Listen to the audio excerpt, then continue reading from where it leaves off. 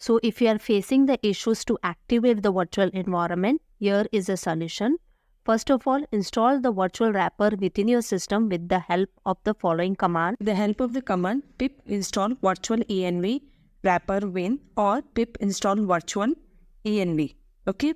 So after you have installed the virtual wrapper, the next thing is what you will create a virtual environment. How you will create the virtual environment? With the help of the command pym vnv, whatever name of the virtual environment you want to give. Okay.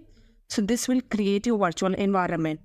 Once your virtual environment has been created, the next step would be to activate the virtual environment with the help of the command /env, name of the virtual environment, /scripts /activate.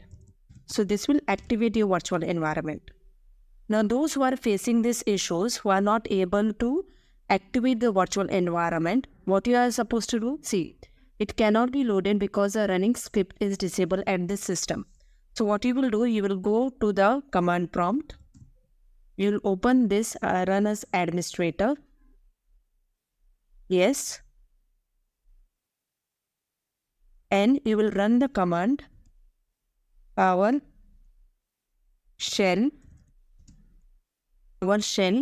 set execution policy remote signed and click enter. Okay. Now again close your VS Code editor and open it, and then again try to activate it and see. It will get activated. Now once it has been activated, the next step would be to install Django within your virtual environment with the help of the command pip install Django.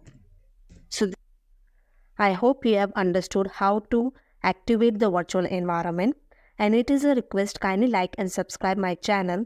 My channel is a Django project based learning where I am bringing the project based on Django. Kindly go through the channel. Thank you. Bye bye.